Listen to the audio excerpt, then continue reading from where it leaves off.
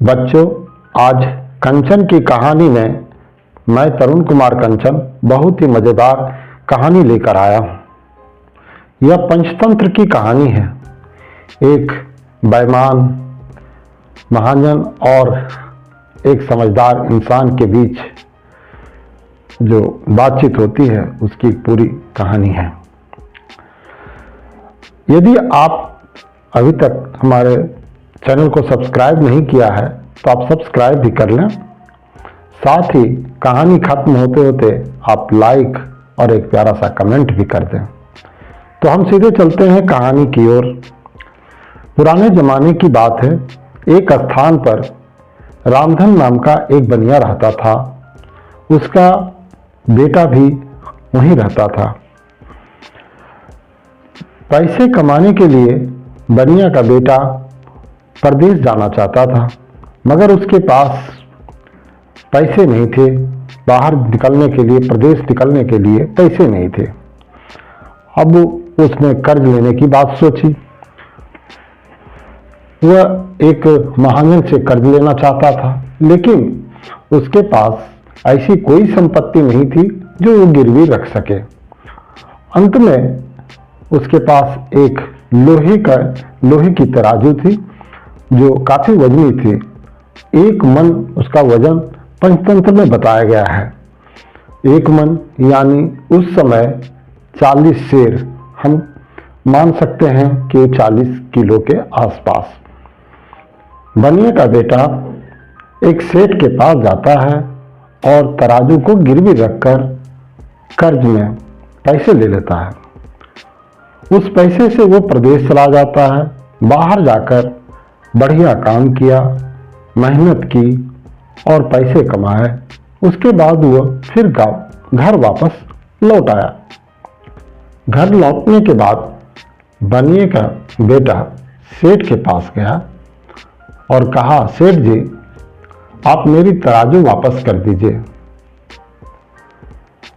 जो आपको मैं जाते वक्त धरोहर के रूप में दिया था। यह सुनते ही सेठ ने कहा, अरे उस लोहे के तराजू को तो चूहे खा गए। अब सोच में पड़ गया बनिया का बेटा। सोचा, अब क्या करूं, ये तो तराजू देना नहीं चाह रहे हैं।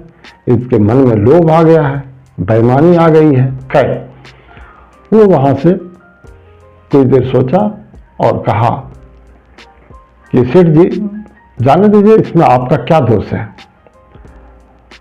चूहे तराजू को खा गए तो खाने दीजिए, दोष चूहे का है। ठीक है, मैं जा रहा हूं। और वो चला गया वहां से। कुछ देर के बाद वह लौटा तो कहा, सेठ जी, मैं नदी में स्नान करने जा रहा हूं। अगर आप चाहें तो अपने बेटे धनदेव को मेरे साथ कर दें, वो भी नहा के समय से चला आएगा। सेठ को लगा कि यह तो बहुत ही सज्जन व्यक्ति है। अभी तो इसका तराजू मैंने बेईमानी कर ली, उसके बाद भी यह मेरे पास आया और मेरे बेटे को भी नहाने के लिए ले जा रहा है। निश्चित रूप से एक सज्जन व्यक्ति है। और उसने अपने बेटे धनदेव को बनिए के बेटे के साथ नहाने के लिए भेज दिया। बाहर निकलते ही बनिए के बेटे ने धनदेव को एक गुफा में छिपा दिया और ऊपर से मुहाने को एक बड़े पत्थर से बंद कर दिया, ताकि वह बच्चा वहां से निकल ना पाए, भाग ना पाए। उसके बाद वो घर चला आया। थोड़ी देर बाद जब बच्चा घर वापस नहीं आया तो सेठ बनिए को खोजता हुआ उसके घर पहुंच गया। पूछा, मेरा बेटा धनदेव कहाँ है, जिसे तुम नहाने के लिए ले गया था। बनिए का बेटा तुरंत ही जवाब दिया, अरे वो जब नहाने जा रहे थे तो एक चील आकर उसे ले भाग गई, उड़ गई। इतना पर महाजन ने कहा कि चील बच्चे को कैसे लेकर उड़ सकता है, ये गलत बात है। बच्चा कहाँ है, ये मुझे बताओ। दोनों में विवाद होने लगा। विवाद इतना हो गया कि वो राज दरबार में पहुंच गया। राज दरबार में जब न्यायाधीश ने बनिए के बेटे से पूछा कि इनका बच्चा कहाँ है, इनका बच्चा वापस कर दो।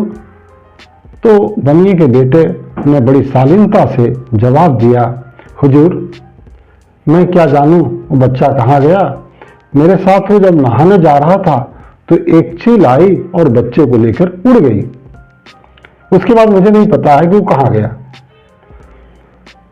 पूरा न्यायाधीश, राज दरबार पूरा सोच में पड़ गया कि ऐसा कैसे हो सकता है, किसी बच्चे को चील कैसे उड़ा के ले जा सकते भाई। तो उसने कहा कि तुम झूठ बोलते हो, बच्चा कहाँ है तुम ला कर दो। इतना सुनते ही बनिए का बेटा ने कहा कि हुजूर जब एक मन लोहे के तराजू को अगर चूहे खा गए तो एक छोटा सा बच्चा था उसको चील लेकर उड़ गया, तो हम क्या कर सकते हैं, आप ही बताइए। अब पूरा राज दरबार समझ गया कि बात क्या है, और फिर बनिए के बेटे ने पूरी बारीकी से अपनी बातें रखी। इसके बाद न्यायाधीश ने तत्काल फैसला दिया कि बनिया के बेटे को सेठ तराजू वापस करे और बनिया का बेटा इस बच्चे को वापस लाकर दे। तो आप समझ गए कि जैसे को तैसा, जिस तरह से उसने बेईमानी की उसी तरह से उसने बच्चे को चील से उड़ा दिया।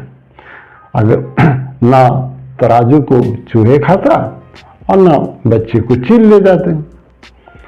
तो सठे साठे समाचरित, इसीलिए कहते हैं जैसे को तैसा।